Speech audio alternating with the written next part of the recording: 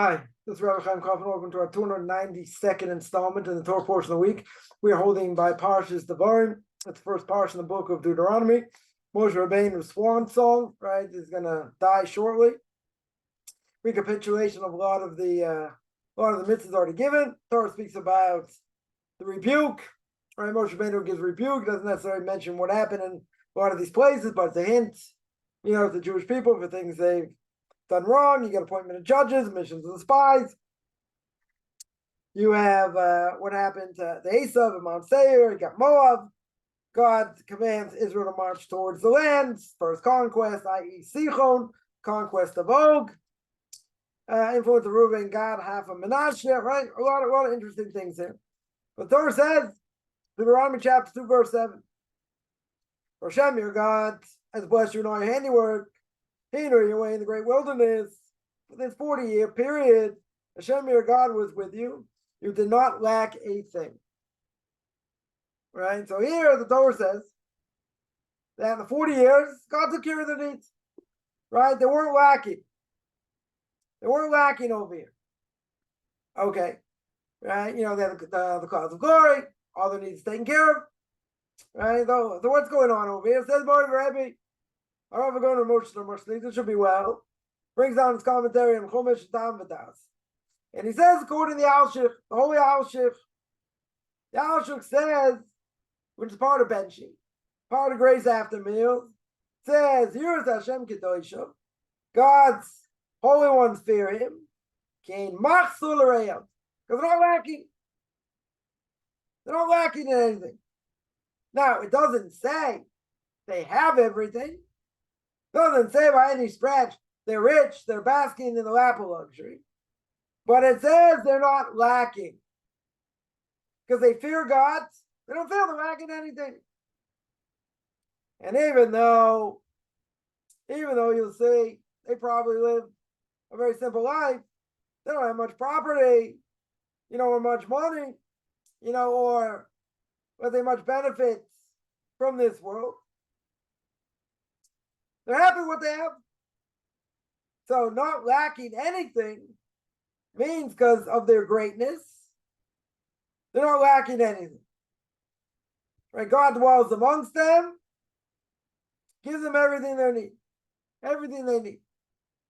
Right? So we may think, in general terms that somebody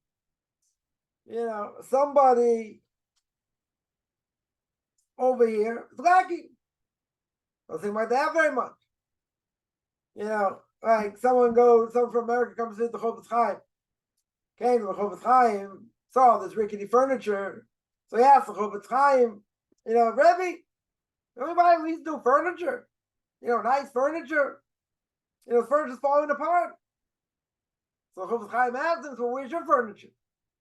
He says, come on, when I travel, I don't take all my furniture with me. I take what I need. Because I'm only passing through. So Chofetz Chaim said the same thing. I'm only passing through. I'm only passing through this world. This world's not the ultimate. So people look at the Chofetz Chaim, they look at the place he lived in, and how he lived, they would say, he's lacking. Rabbi here says, no. That's not called lacking over here. That's called being Sameach B'chelko, be happy with what you have. Because Mishnah Pirkei Avos Ethics of Our Fathers tells us, Mi Washer, who's considered rich, someone happy with what he has. Now, again, you say, but isn't that a lack? No. They fear God. They're close to God. Who says it's all about the cosmos? Who says it's all about this world? Right? It's all about the physical. You gotta take the physical and sanctify it. That's true. And poverty is a hard test. Being rich also a hard test. Are you gonna help others? Are you gonna be stingy? Are you gonna be gaividik? Are you gonna think you're God's gift to the world because you have money and power and fame? So what's success in this world? Some people say, what you have? Because what's the first thing people ask when you meet someone for the first time? What do you do? You ask where you're from, but in general, they ask you, what do you do? as if to say, you're identified by your job. So people, can say, wow, you have ideals, this and that. They don't make money. Everyone makes a choice. If someone teaches people, no, that's not where money is. I want to be a doctor, lawyer, other things, make a lot more money. Okay. But people in charge of the Jewish people, teaching them, why should they get paid like a doctor or a lawyer? Their job's more important. Tell me doctors save lives. Okay. Also important. But teaching the Jewish people for the next generation, crucial. Why shouldn't they get paid like they should? And anyone teaches, in general, in yeshivas, girls' schools, they pay pennies. That's why there's a shortage of teachers today. For that reason. They need to be compensated. They need to be compensated in a major way. Why should they take on second jobs and this and that? Yeah, that's not the topic here. The topic is the fact they're not lacking. But see, we view things from a secular standpoint. Person has, an old house, old furniture, this, that, and they're barely scraping by and say, it's not life. Life's about having a lot of money in the bank. Life's about having maybe fancy things or nice things. No, I'm not saying, that you have to, live in abject poverty. A person's got to pay their bills, true. But he's saying that's not what the lack is, right? Like the Alshik over here says, even though you see they don't have a lot of property, or all the goodness from this world, but they're happy with what they have. Because they see God takes care of their needs. They say sometimes it's easier, sometimes not. But what are they looking for? What are they living their lives? You see great rabbis, they live very simply. Very, very simply. We're living in the richest generation in the history of man today. We're spoiled, bottom line. I'm not saying we go back to the Chofetz Chaim, live with rickety furniture and this and that. Should have nice things, but, there's a limit. Some people say, well, we're just scraping by anyway. Okay. But what are we living for? Am I really lacking? Some people say that's terrible. What could they do to themselves? Look at what their self-sacrifice for what? They don't understand. You'll say you're doing it for God, for Torah, for mitzvahs, living a simple life, not getting caught up with what everyone else has. I don't think they're not doing that necessarily. Because they should make a lot of money, be able to enjoy life, eat, drink, and be merry, lest tomorrow I die. Enjoy life, because you don't know what's going to be tomorrow. It's what King Solomon says. Right? Brings down in Proverbs, you don't know what today's going to bring, you know what tomorrow's going to bring. They're going to live for today. But we hold, and we look at it differently. Living for today means, what did I accomplish? What did I accomplish in Torah mitzvahs? What did I accomplish in overcoming my evil inclination? What did I accomplish in doing chesed, helping others? What I accomplished in important things. Other things don't matter. They don't matter. All right, people judge by size of the bank account. That's wrong. It doesn't mean anything. So God gave them more of it, but that could kill them in the process.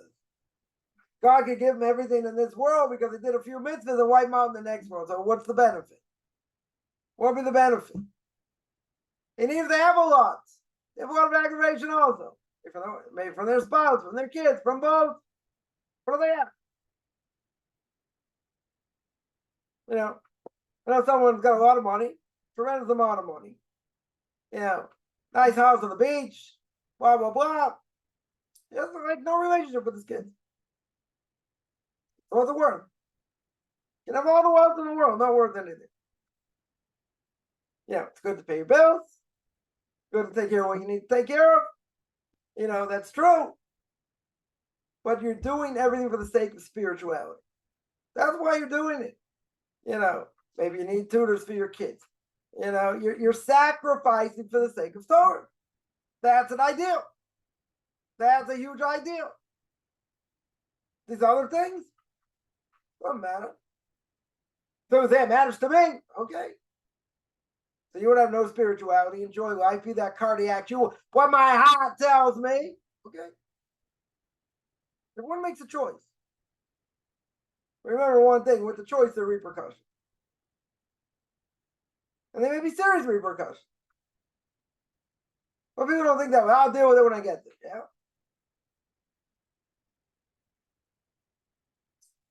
You know, I would venture to guess most people know how to play Russian roulette. No one's going to put a gun to their head, 6 bullet holes. There's 1 bullet to pull the trigger. Right? You got 16.66% chance you blow your brains out. You want to take the chance? I don't think most people would. Most people would not take the chance. It's 1 in 10, 1 in 20. Right? You're lucky, you pull the trigger, you blow your brains out. So why do they do that? You know, why do they take that chance in the spiritual world? What's the answer? The answer is because they believe in it. If they made it real and they believed in it, yeah, they wouldn't take the chance. But what am I living for? Am I really lacking? Or, you know, what are we lacking? So he's saying that a person satisfies what they have. Problem is when it comes to physicality in this world, Mishnah Perkei Avos says, person has 100, they want 200. You have 200, you want 400, doesn't end.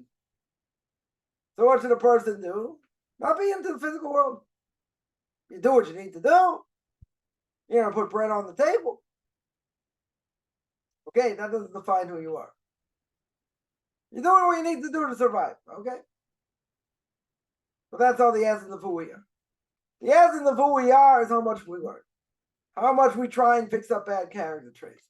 How much we try to draw close to God. That's the most important thing. Everything else, a major, major distraction. That's what it is. Person wants to get distracted, plenty of things to get distracted. Plenty. Okay? Not what God wants, but we convince ourselves. So on the one hand, people say, oh, look, they're lacking over here. On the other hand, no. Not lacking anything. Totally not lacking anything. It's perspective, as we always say. You know, that's so sad, and that's this. And, you know, people are strapped for many things. Got a lot of kids, it's a lot of noise, a lot of mess. And people want to be chilled. People don't want too much of anything. They want to enjoy life. Kind of hard though. A lot of craziness goes on in the world. So if a person has, you know, Parnasa is good, doesn't matter.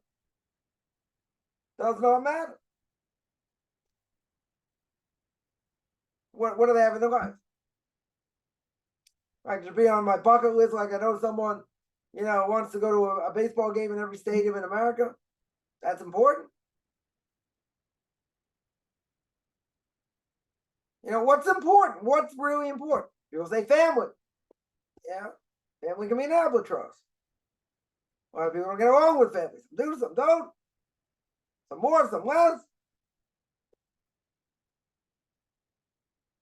You know, family itself, they give you a lot of problems. You're not going in the same path. You're doing things different. They think you're rebuking them. I mean, maybe you are. But it's hard. Nobody gets, no, you know, no free lunch. No one gets off scot-free. We have trials, we have tribulations. But someone once told me, they said, you know, it's really unbelievable. You live this, you know, really restricted lifestyle. Y'all seem to be happy and this and that. I can do whatever I want. I'm miserable. I said, yeah, it kills you. I said, it kills you, doesn't it? Why? So if I can do whatever I want, things get abused. Nothing has meaning. You go after whatever your desire tells you. Whatever your heart tells you. It's not life. That's being subservient to your desires. Nothing worse than that. Because you're also subservient to your desires. You also come from this world. True. We have Torah, we have mitzvahs, we have Musar, ethics, trying to control what we think, trying to better ourselves, trying not to go after the desires of my heart. So that'll work. The evil inclination does a great job. Doesn't need me to agree. He does good work. Gives us a run for our money. But it's got it very easy today. Very easy today. All someone needs is a smartphone. That's it. In their own world. Now, it's on a bunch of buses today. It's all the exact same thing over and over and over. Anyone who had a phone had their face in the phone. Scrolling, listening. I'll either be talking on the phone. At least they use it as a phone. But so many people, the exact same.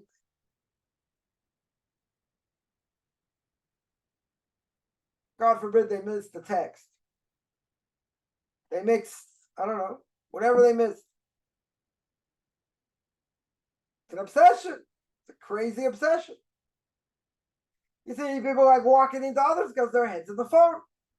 See it all the time.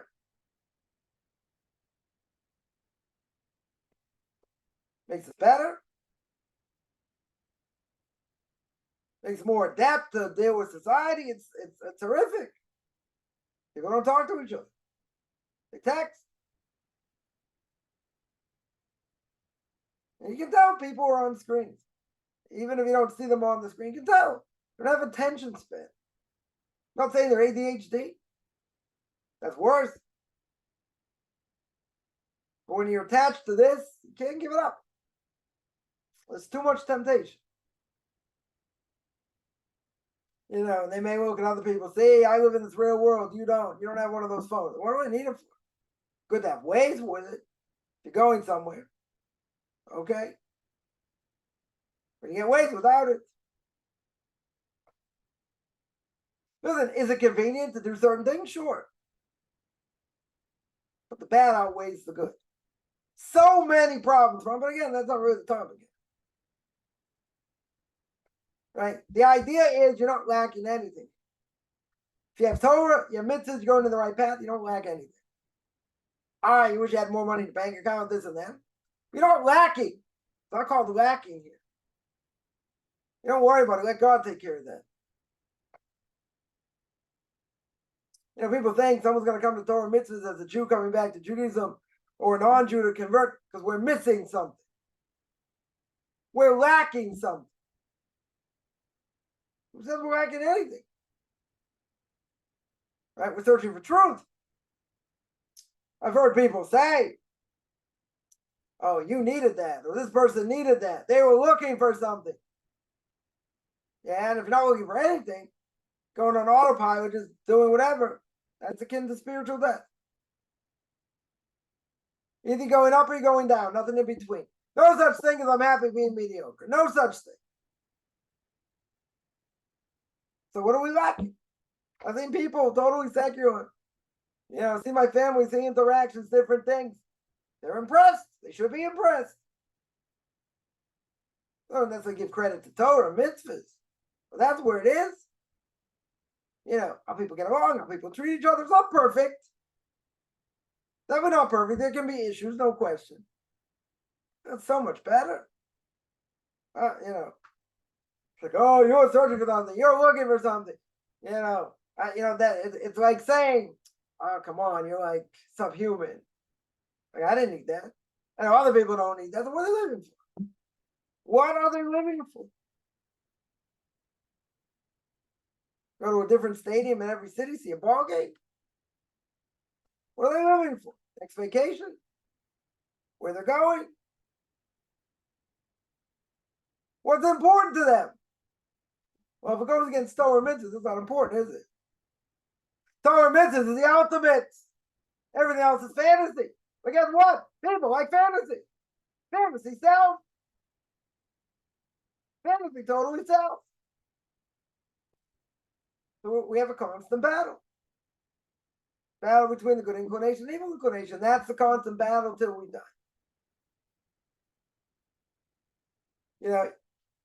You go according to Torah mitzvahs, you uplift the body, you uplift the soul. You give into your evil inclination, you debase the body, debase the soul. Constant battle. And today's battle is very hard. The street is very powerful. Very, very powerful. You got to knock the street out, so to speak. And live more of an insulated life. But it's hard. It's a constant battle.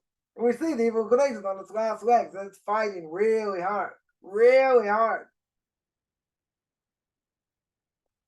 You get these groups saying, we're coming for your kids.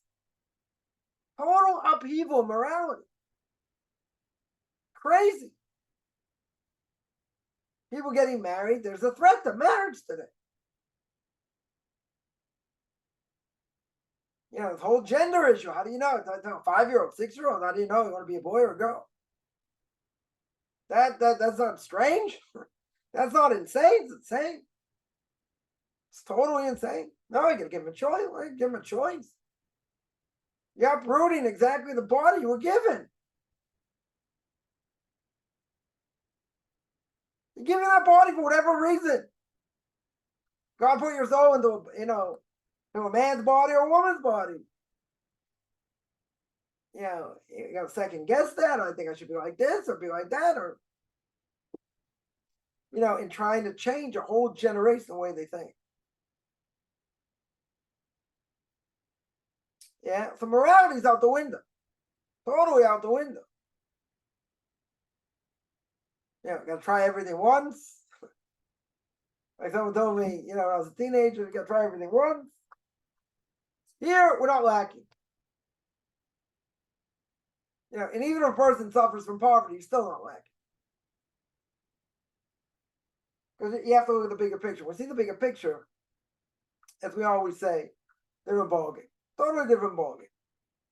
So I remind everyone of class on Duties of Heart every Tuesday, 9 o'clock Eastern Time, give self-accounting, 2 Q&As, Tuesday and Thursday, 10 o'clock Eastern Time, 5 o'clock Israel Time. Pirkei Avos, Ethics for Our Fathers every Saturday, 2:30 Eastern Time, 9:30 Israel Time. Also, Leviticus chapter 17, starting Sunday, 9 o'clock Eastern Time, 4 o'clock Israel Time. And Duties of the Heart from the beginning, the introduction for Noahites, 2:30 Eastern Time, 9:30 Israel Time. And one other thing, anyone who hasn't seen my announcement, different groups, right? Considering doing spiritual coaching, right? Whether you're a Jew or you want to learn more about Judaism, or deal with certain issues, or Noahide, like how to deal with family issues, how to deal with disappointments, how to deal with livelihood issues, or health issues, or in general, how to look at the world. So there's still some open slots. Speak one-on-one. That'd be every week, for an hour, 4 times a month.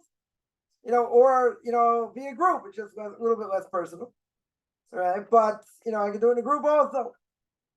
That'd be once a week, same thing. Be a lot less money. So, anyone who's interested in any of that, find me on Facebook at Michael Chaim Kaufman. Be on Orthodox Conversion Judaism, orthodoxconversion.com. Be on Orthodox Conversion to Judaism on YouTube. There I got videos on the Torah portion of the week.